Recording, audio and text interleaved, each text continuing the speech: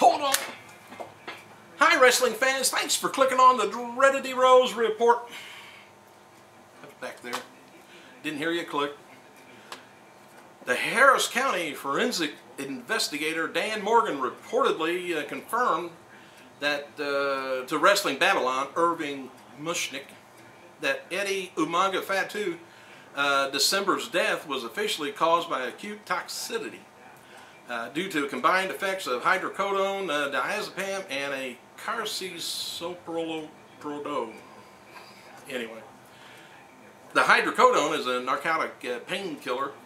The diazepam is kind of commonly known as Valium, not volume.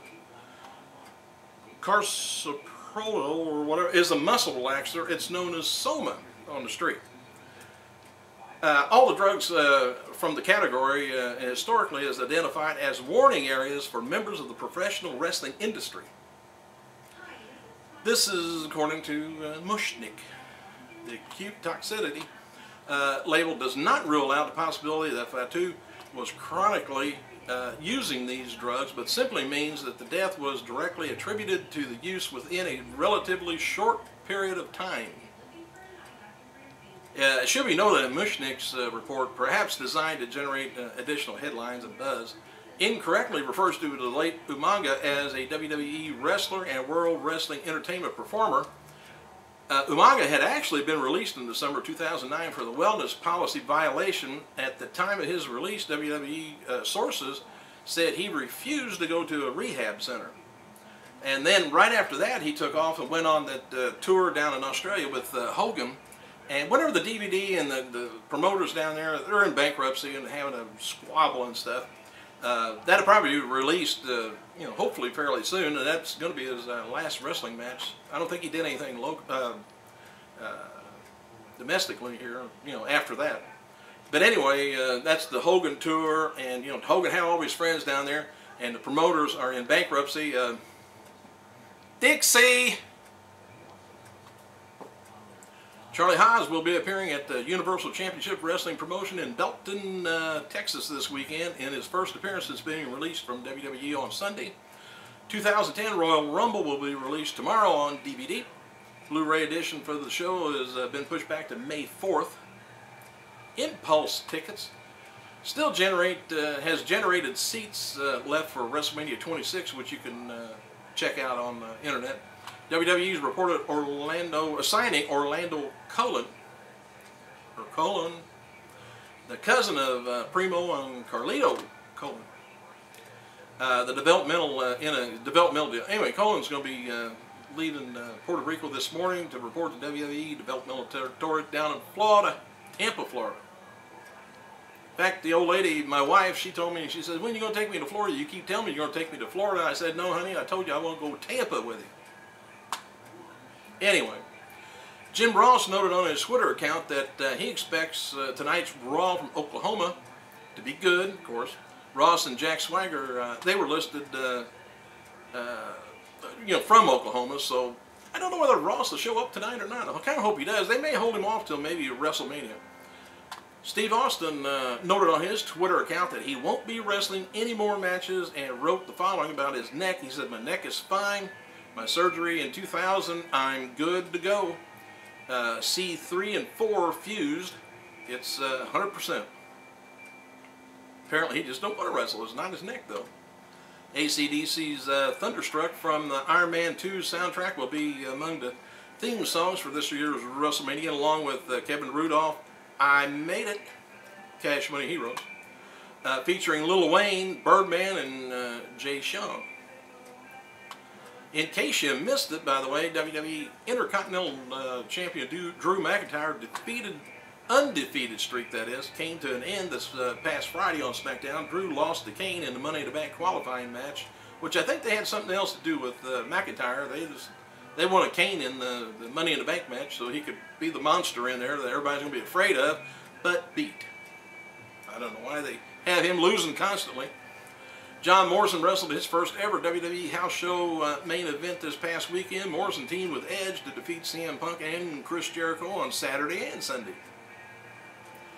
Tonight's Raw is takes place from Ford Center, Oklahoma City, Oklahoma, and is presented by Jim Ross's Barbecue.com. Tonight's host will be legendary Cheech and Chong, and matches include Heavy DiBiase versus Randy Orton and another round of Money in the Bank qualifying matches. I hate that when my phone goes off, but it's the life. Bret Hart is confirmed for tonight's Raw and will be called supposedly as Farewell, and it's expected that Stu Hart will be announced for this week's Hall of Fame. WWE's NXT is showing in Canada on Global at 3 a.m. early Sunday morning. If you're over there, check it out. Steve Austin wrote on his Twitter account, WWE has changed just like sports has, and there is good and there's bad. He said, I like some of it and don't like some of it. John Morrison and The Miz is going to be competing on a Cartoon Network's Destroy, Build, Destroy program this coming Wednesday night, 8:30 p.m. And there's, what do we got there, 6 minutes? Watch the wife call here on this phone now, wondering where I'm at. Thinking I'm down at the pole place. There's a little NXT Battle Royal at the end of this past week's Florida Championship Wrestling event, I guess. Skip Sheffield, who is being mentored by William Regal, ended up winning the Battle Royal after eliminating Darren Young. Young ended up eliminating Daniel Bryant during the match. And speaking of Bryant, he wrestled at the tapings with his ribs taped up, selling the injury from the Chris Jericho deal being thrown into the announcer table. I don't know whether he's really selling that or whether it really happened. Hang on, I knew she'd be calling.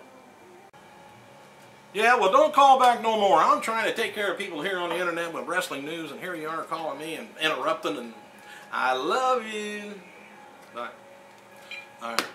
This past Thursday edition of WWE Superstars scored a 0.83 rating with 969,000 viewers. The replay later did a 0.16 with about 161,000. Oh, SmackDown vs. Raw match is being advertised for a WWE Super Show in May after WWE Draft in April. Yeah, they're going to do that thing again. Anyway, this could be a possible spoiler or not, but the matches listed Team SmackDown as Chris Jericho, CM Punk, Sheamus. Team Raw is going to be Triple H, Randy Orton, Kofi Kingston. This may mean that Sheamus is heading to SmackDown for the draft, or in the draft.